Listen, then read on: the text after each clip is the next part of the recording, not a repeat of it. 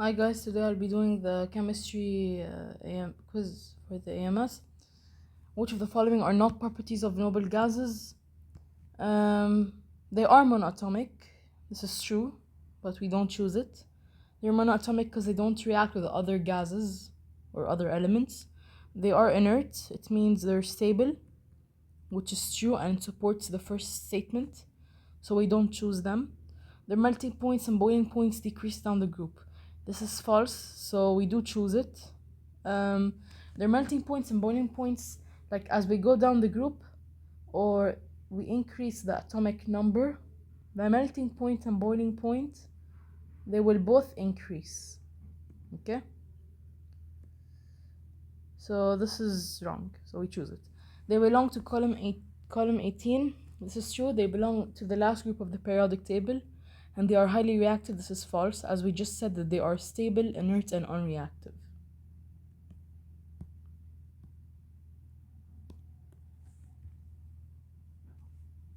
Okay, which of the following is an unreactive monatomic gas? So we can know that it's a noble gas, and it has an atomic number of 2. It's instantly helium. We can just look at the periodic table, atomic number 2, or by this unreactive monoatomic gas, we eliminate the first 3 since none of them are monoatomic or unreactive. So we're left with this statement. So they actually gave us more than enough information. Which of the following is true about electrons in an isolated atom? Electrons, are they found in the nucleus? No, they're not. They're found outside of the nucleus. So this is false. They move in circular orbits around the nucleus? No. There's no specific path for the electrons to move in. They don't move in a specific circular path. No, this is false. They just move randomly around the nucleus. Okay? They vibrate back and forth in fixed positions. This is obviously false. They don't vibrate back, like they go back and forth, but it's not that they vibrate in fixed positions. This is false. They move randomly around the nucleus is true.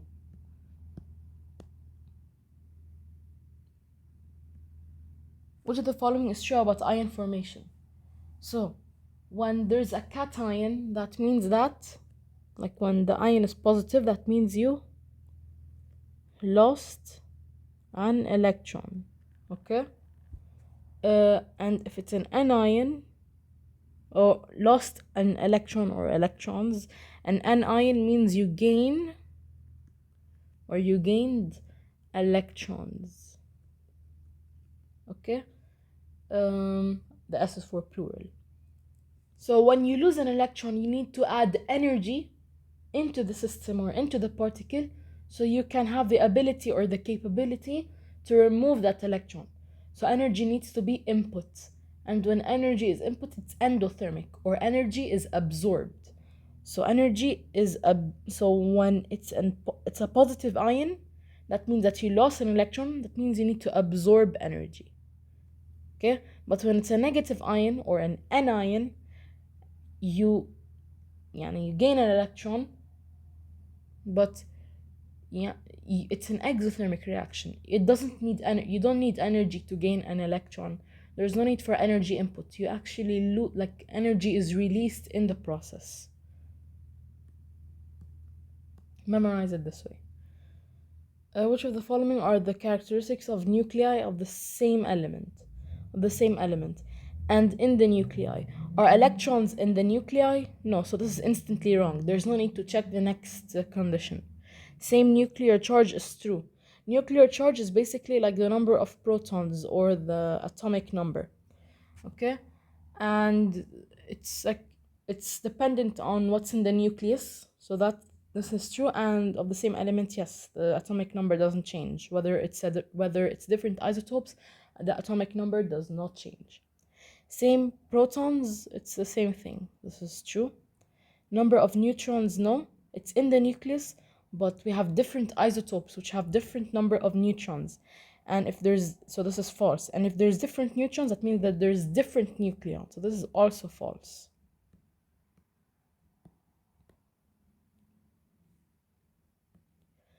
A soluble compound X, which imparts a red color of a flame, forms a creamy precipitate. when a few drops of silver nitrate solution were added. So we have red and creamy precipitate.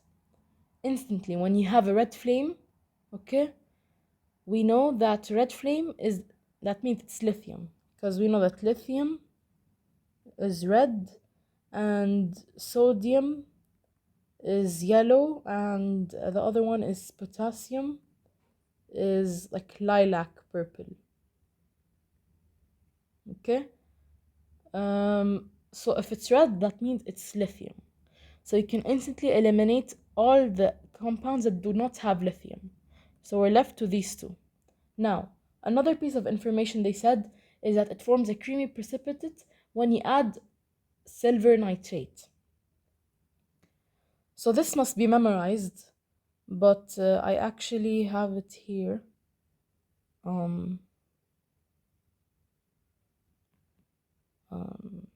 Okay, here it is. When it's a creamy precipitate, right here, it's bromine, so it's a bromide ion. So when you add silver nitrate, or like silver in general, like a silver ion, it's bromide. So it's LiBr. So yep, that's the answer of the question, LiBr.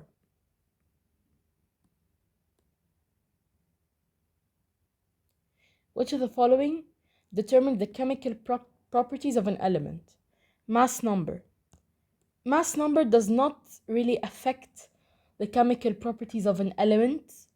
There's no big effect on how it can influence the chemical properties of an element, but so it's nothing related to it. The chemical symbol. You would instantly think, oh, here there's the word chemical, so I choose it. No, not because it has the word chemical in it means it influences or determines the chemical properties of an element. You know what's the chemical symbol? For example, we have an element X and we have the mass number A and Z. Or for example, hydrogen, and we have like this hydrogen. This thing here, this is the chemical symbol. Okay, so for example, Li is the chemical symbol of the element lithium. Okay, and so on. But this does not affect it at all. The atomic number does affect it. The atomic number is Z, or the protons, and in a neutral atom, the protons is the same as the electrons. Even though it's not neutral, the atomic number will still influence the number of electrons, and either way, in general, the atomic number is the main factor that determines the chemical properties or the chemical characteristics of a specific element. So that's the answer. Atomic diameter is a physical, it doesn't really matter.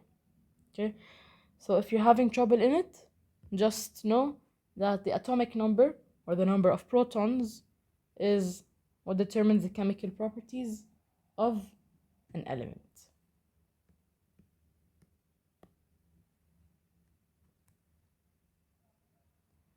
We'll come back to this question at the end.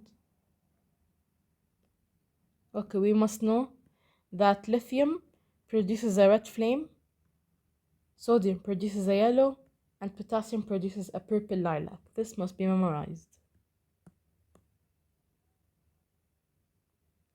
Okay, for alkali metals, we know that when we go down the group, okay, we know that the atomic number increases, but anyways, the melting point and boiling point will decrease. Melting point and the boiling point will decrease down the group. It's the total opposite of the noble gases, because the noble gases, when you go down the group, the melting point and boiling point increases, in contrast to the alkali metals. So you always start from the biggest number on top and you end with the smallest number. Same thing for the melting point. Start with the biggest number and end with the smallest number at the end.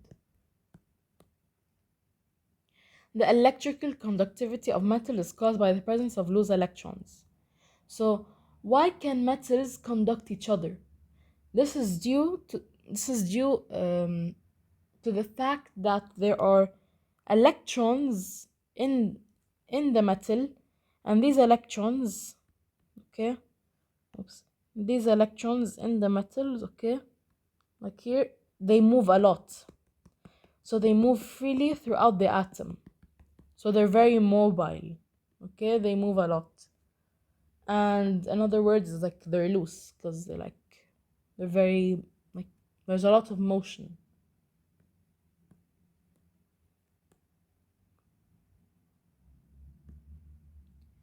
Alkali metals are soft and malleable. Yes, they are soft. Um, it's logic, but you must know it also by heart. And they're malleable. That means that you can like pound it really easily into thin sheets of metal. Alkali metals form cations of a charge of +1. This is true since they're in group 1. And alkali metals are good conductors of heat and electricity. In general, they're conductors.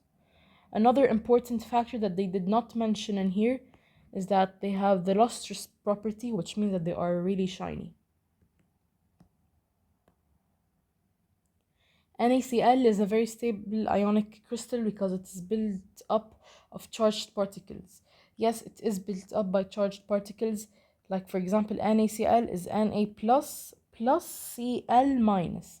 This is a charged particle. This is a charged particle. They combine together to form the compound NaCl.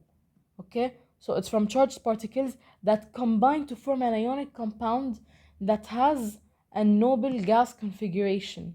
Okay, that means that when it becomes an ionic compound, it becomes stable, and each and every element has its specified amount, like the amount of electrons it must have.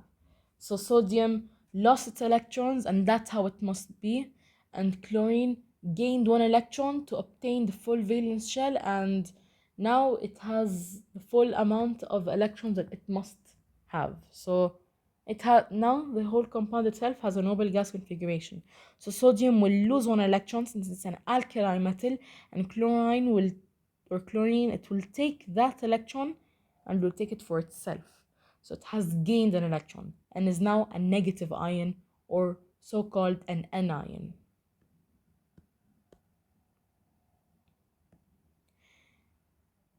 Neon, argon, krypton, xenon, etc. They are, you can see the periodic table if you're unfamiliar, but we know that these are the elements in the last group, or in the 18th column, and these are the noble gases.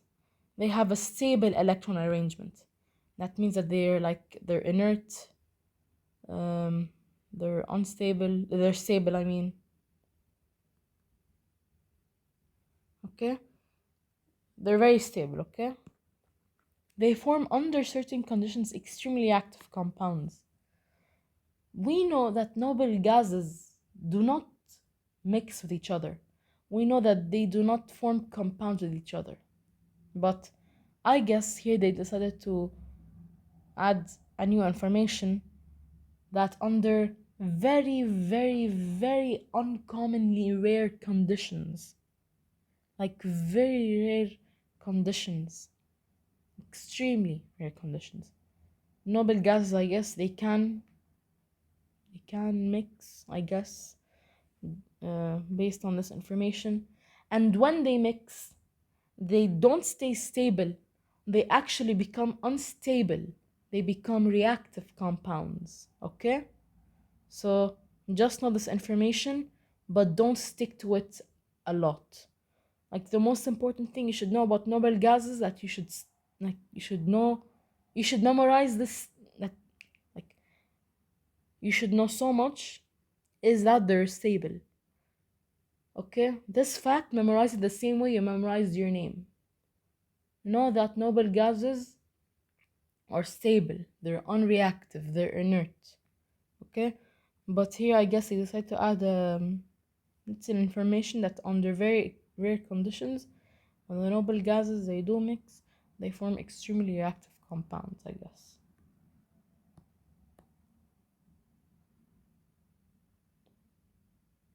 Okay, as I said previously, noble gases, as you go down the group, the atomic number will obviously increase, but the melting point and boiling point will increase also, which is the opposite of alkali metal. So you always start with the lowest number on top and you end with the highest number, and that applies the same to the melting point. Mass number is nucleons, or basically the number of neutrons plus protons. So you add 11 plus 12 and you get 23. Okay. A halogen, X2, reacts with an atom A by sharing a pair of electrons to produce this compound. In the options, they had, I forgot the options, but I remember from the options there was an ionic compound, and here it was also an ionic compound. Just so you can know, if you forgot ionic compound, they're metals bonded, or metal bonded to a non-metal. Okay, just so you can know. I forgot the exact compound, but just so you can know that they were ionic compounds. This is obviously a covalent compound, okay? Since they're two non-metals. Okay. A halogen, any halogen, reacts with another element and it shares an electron. Ionic compounds are known, okay, we said that they have a metal and non-metal, but the metal, what it does is that it loses its electron, or it loses electron, and it donates it, and it totally 100% gives the electrons to the non-metal, okay, with no doubt, instantly gifted to the non-metals. The metals, they don't want the electrons, they give it to the non-metals. But in the case of a covalent compound, what happens is that they both want electrons. They're both greedy for electrons. So what happens is that instead of donating it to either one of them forever, what they do is that they both share it. Okay, simultaneously they share it. Okay, they share the electrons that they need. Okay, so when we say they share two electrons, or they share a pair of electrons, we're talking about covalent compounds. So a compound with two nonmetals. Obviously, the ionic compound that was the second option had a metal, so this would not apply at all. And the second one was also an ionic compound, so it would not apply. The only one that would apply out of the three options is this one, the covalent compound. So this is the answer, HF.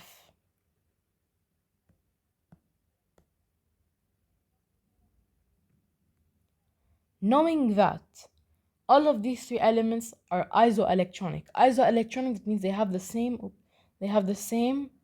electrons.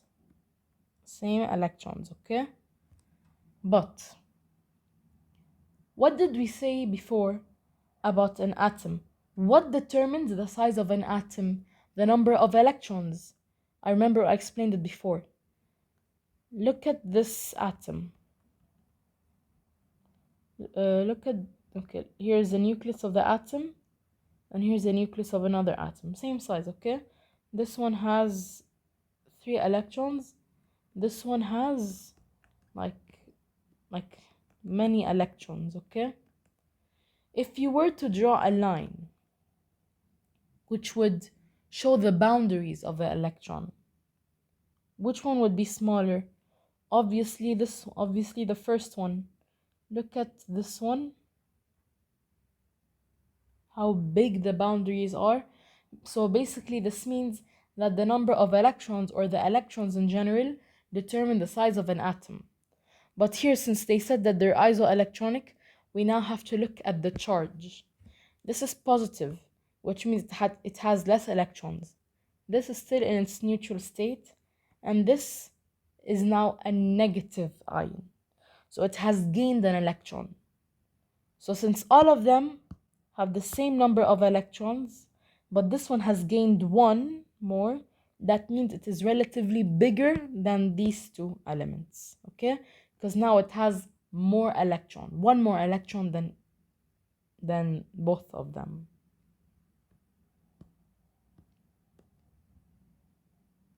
This must be memorized. Fluorine, chlorine are gases, bromine is a liquid, iodine and astatine, they're solids.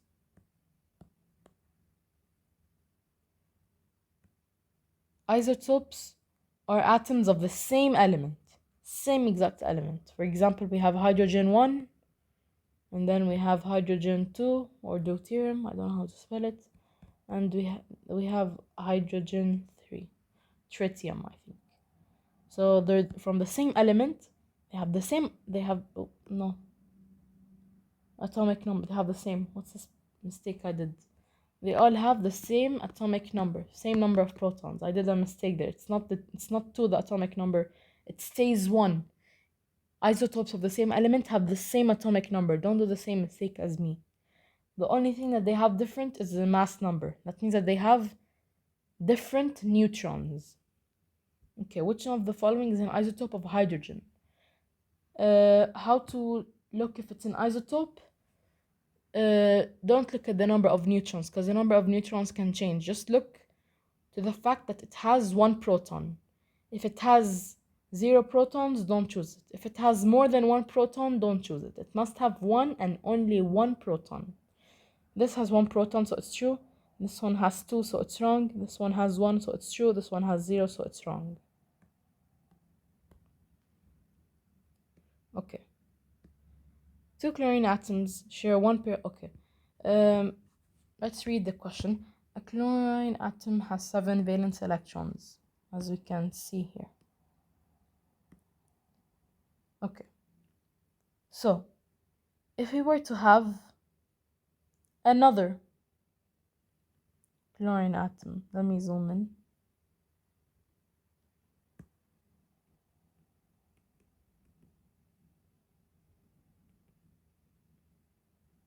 If you were to have another chlorine atom, okay? The same number of electrons, okay?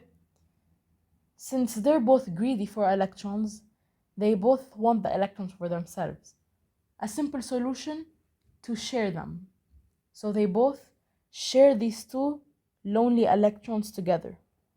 So they can have noble gas configuration. Noble gas configuration. In this method, they obtain noble gas configuration. So they share one pair of electrons, or 1 pair of electrons means 2 electrons, okay? So they share 1 pair of it. Here they want us to do this in pairs. So whatever is the amount of electrons, we divide it by 2.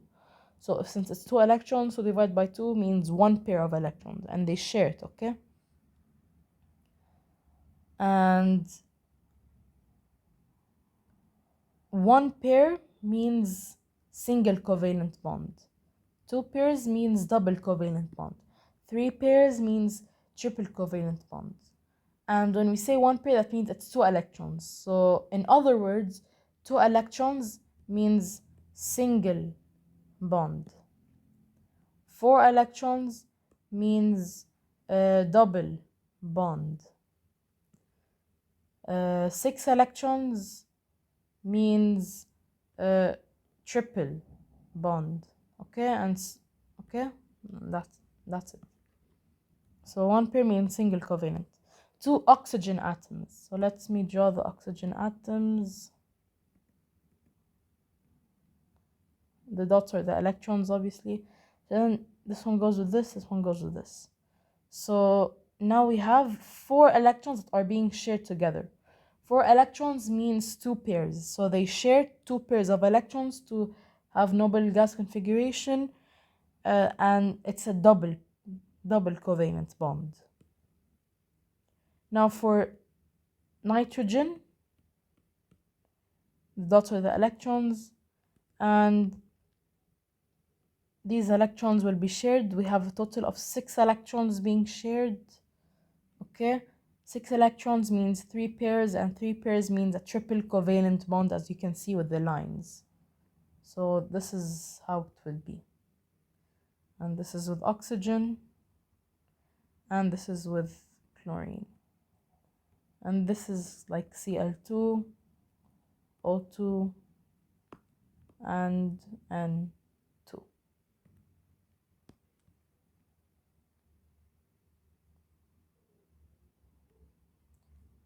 The what of an element indicates the protons plus neutrons. Protons plus neutrons, we know it's the mass number. We want an atom that has sorry for that. Okay, I'm back. Where were we? I took a little break. Okay, yeah. So one proton we have, and we have two mass number. So to find the number of neutrons, we do the mass number minus the atomic number. So 2 minus 1 is 1. So we have exactly one proton and one neutron. Let's search for one proton, one neutron. Here we have two protons, instantly wrong. One proton correct, but two neutrons, so wrong. Here we have one proton, one neutron, correct. Here only one proton, 0 neutrons, wrong.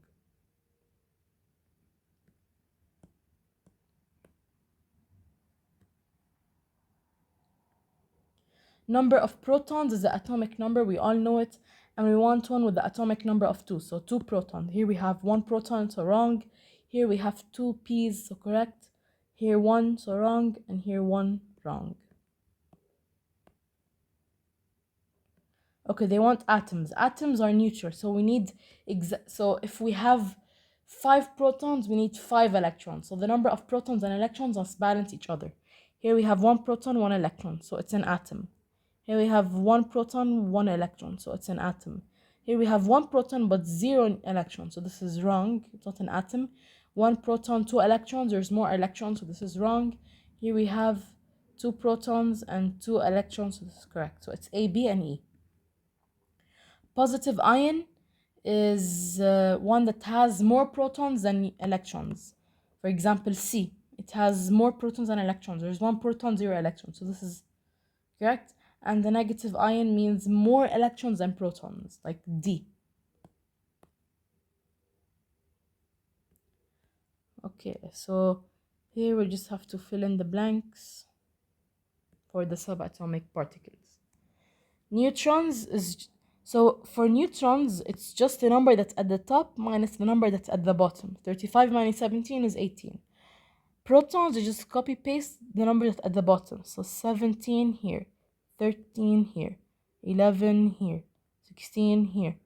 Neutrons is just this minus this, this minus this, this minus this, this minus this. We do all of this, we get these answers. Plug it in the calculator. Now electrons is the same as protons, but we have to add a little touch of the charge. So here it's negative. That means that there's more electrons than protons. How much to be exact? There's 1 more electron than a proton. So it's 17 plus 1, which is 18 electrons. Here we have 3 plus. That means that there's 3 more protons than electrons. So if the protons is 13, that means the electrons is 10. Here it's plus 1. So there's more protons than electrons. How much? Exactly by 1. So if it's 11 protons, then we do minus 1, which is 10. And here it's 2 minus, which means that there is 2 more electrons than protons. So we do 16 plus 2.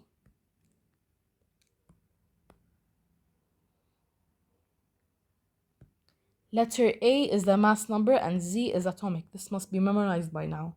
Number of protons is the atomic number that's at the bottom. Neutrons is just the number that's at the top minus the number that's at the bottom. And electrons, usually it would depend on the charge, but since there's no charge here, that means it's neutral and it's the same as the protons.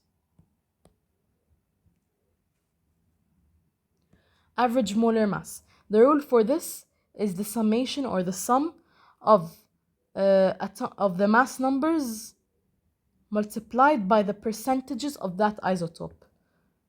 Okay? So that means, if this is confusing for you, okay, that means that this is the mass number, right? The number is there. So 28 times 92.23 over 100 plus 29 times 4.67 over 100 plus 30 times 3.1 over 100. plug this into the calculator and round it to 3 significant figures, which will get you 28.1 grams. That's it. Here the number at the top is the mass number at the bottom is atomic number, and the sign is called the chemical symbol. Okay. Lithium, we know it gives a red flame, sodium gives yellow, and potassium gives a lilac. This we must memorize it, okay?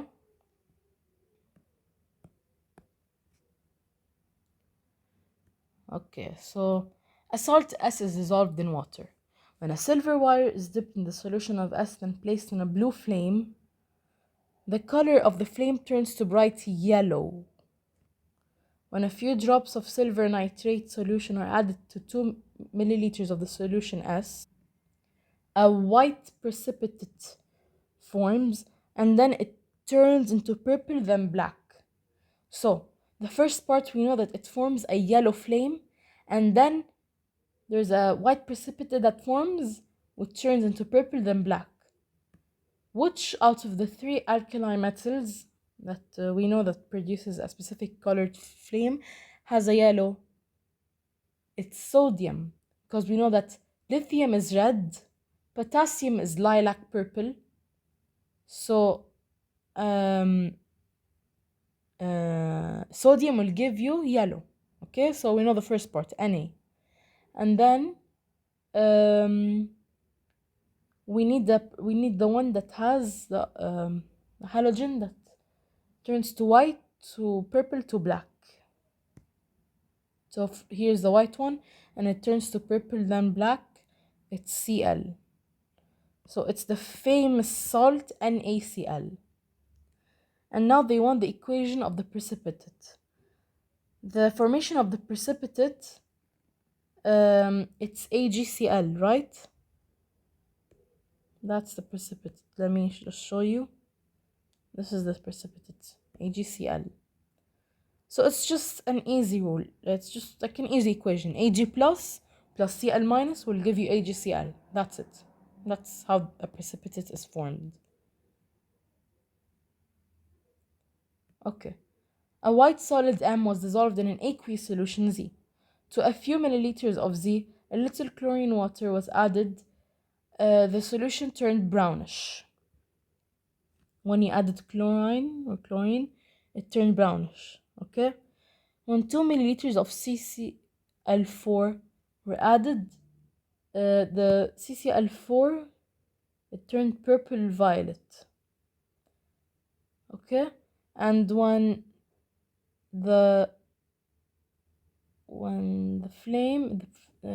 it was dipped into a solution and then placed in the flame became lilac. So let's begin with the lilac. We know if lithium is red and sodium is yellow, then K is purple or lilac. So we know the first one, the metal. Okay. Now we need to find out the halogen, the halogen. So we added chlorine, it turned brown. We added CCl4, it turned purple. So let's look.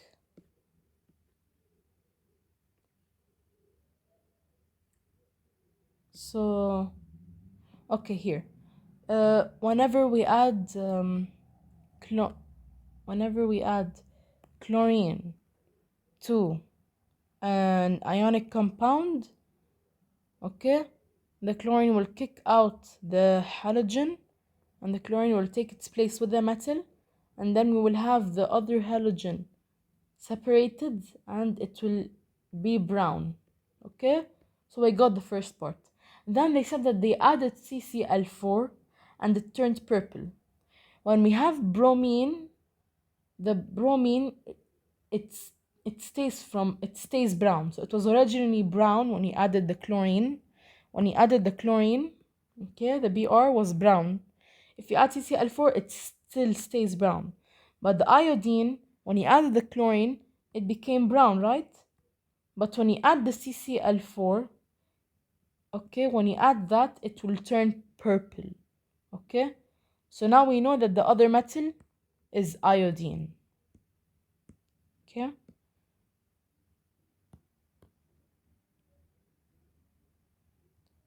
Okay, NaCl, NaBr, NaI. This must be memorized, but okay, NaCl, where is it? What? Okay, anyway, AgCl, NaCl. Okay, Cl, it's white. Br, creamy, and iodine, yellow. Okay, you must memorize it. A proton is one, the mass is 1 AMU. The neutron, the mass is also 1 AMU. The electron, the mass is so small, it's almost negligible. The mass is 1 over 1840, or approximately 2000. The mass is so small, it's almost negligible. That's why we say that the mass of an atom totally depends on its nucleus, since the mass of an electron is very little to be considered. This is the same rule, but there is a little bit of a complication. The issue here is that they want the percentages. What they gave you is the average molar mass, but you need to find the percentages.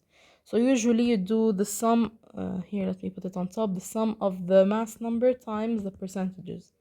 So it's on top 35 and 37. So 35 times the percentage, let's name it x over 100, right? Plus 37 times something over 100. Now, here we have a total of 2 isotopes. Am I right? Okay. In 2 isotopes, and if the total is 100%, obviously, right? And if one of them is X, the other one, what do you think it will be? If the total is 100 and one of them has X, the other one will be 100 minus X. So here it's 100 minus X. So let's say that X here is 25. Let's say the X here is 50 as an example, okay? That means that here it will be 100 minus 50. That means that it will also be 50. Okay? As an example. So you put this equal to 35.5. And what you get is X is 75. And since X is 75, you do 100 minus 75 and you get 25.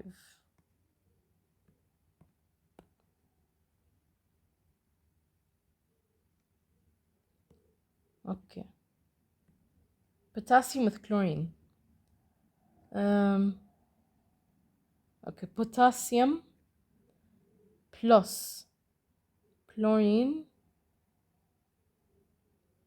will get you potassium chloride. Remember, chlorine is always diatomic, okay? And let's balance it. So KCl, here it's 1, here it's 2. K1, Cl1. Since here it's 2, let's balance it. So we put 2 here. And now it will become 2. But this 2 also applies to the K. So the K will become 2. And now the K here is 2. So this will have to become 2. So it's 2K plus Cl2. And don't forget to add the state symbols, obviously. Okay?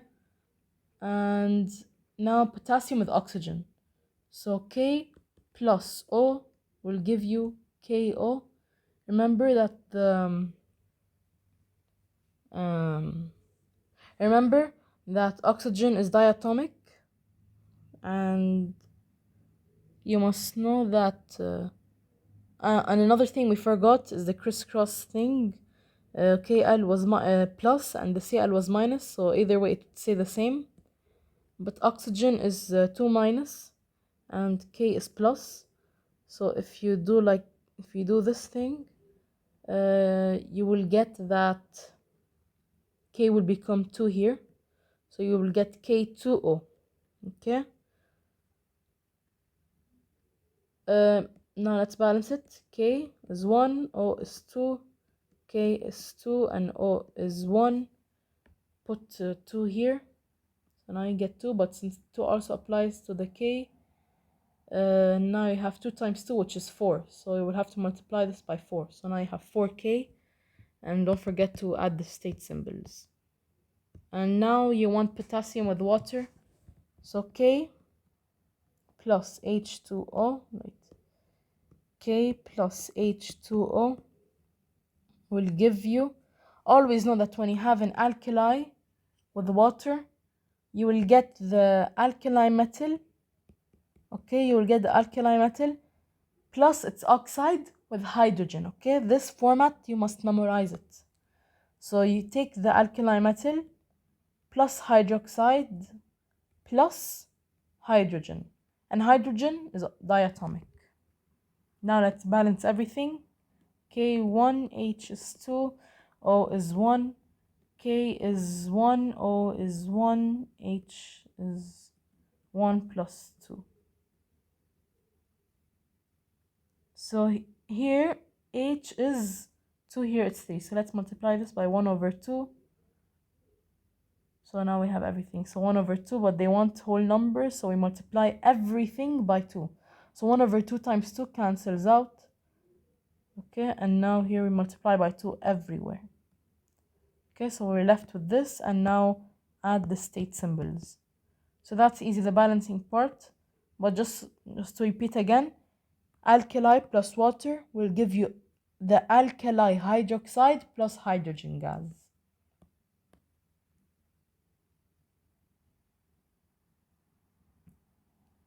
Okay. Aluminum, the atomic number is the same as the proton. Here, proton atomic number, proton, proton atomic number, proton. So we're done with this. Electron here, since it's neutral, the proton and electron will be the same. Neutral also will be the same. Here it's also neutral, so it will be the same. Here there's 2 more protons than the electrons, so the electrons will be 56 minus 2, which is 54. And here the chloride ions, it's more electrons than protons, so we have 1 more electron than a proton, so it's 18 instead of 17, because 17 plus 1 is 18. Neutrons is the mass number minus the protons. Mass 27 minus 13 is 14. 9 minus 4 is 5. Mass number again minus the protons will get you 126. Here they want to find the mass number, but they gave you neutrons. So you add 81 plus 56 and you will get 137. And then for this 136, to find the neutrons, you do 36 minus 17 and you will get 19. Okay, so for this question, which of the following explains why hydrogen is diatomic? Like this.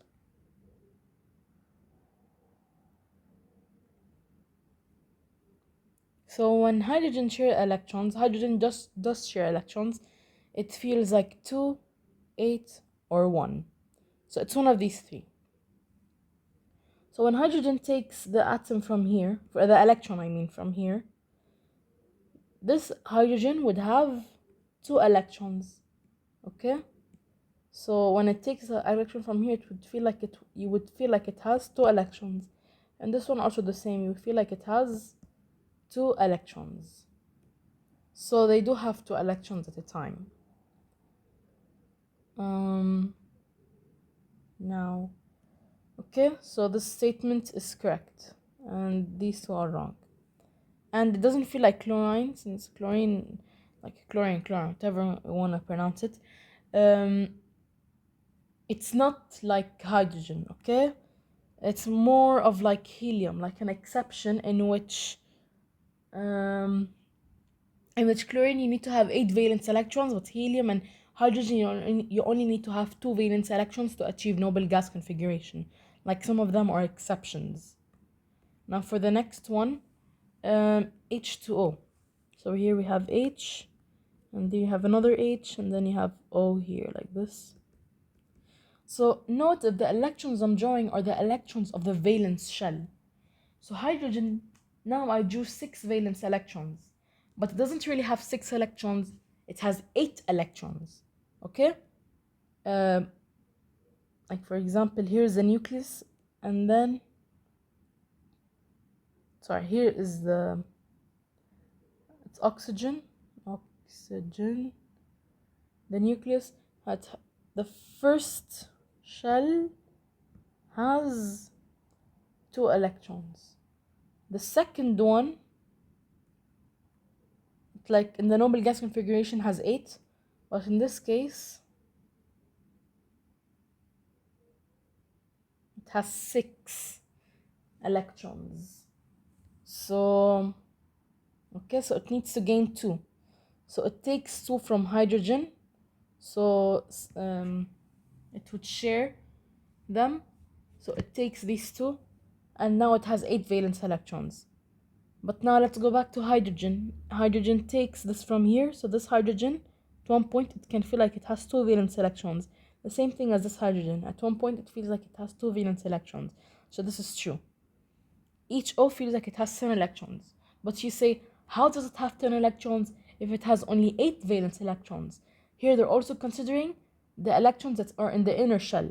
So now that we see this atom, we have the first shell, it has 2 electrons, and then when this one will gain 2 more electrons, you will have a total of 10 electrons. 8 on the outside and 2 on the inside, which is a total of 10 electrons surrounding oxygen. Now, both atoms, hydrogen and oxygen, achieve the number of electrons of a noble gas. Yes. So at the end, oxygen will achieve noble gas configuration because it would be sharing electrons and it would have 8 valence electrons. And hydrogen, as I said before, is an exception, and it will have 2 valence electrons. It will have 2 valence electrons, and that means that it will have noble gas configuration. Okay, hydrogen will not have 8, it will have only 2. This high number, where did you get it from? Okay, H and O, they don't achieve the number of electrons of a halogen. What does halogen have to do? Since when do atoms get or lose electrons, gain or lose electrons? Because they want to copy halogens? No, elements are always known to lose or gain or share electrons because they want to achieve noble gas configuration. Okay, so yeah, that's it. If you have any questions about this last question, which may seem a bit hard, or anything of the previous questions, please reach out to me. Thank you very much and good luck.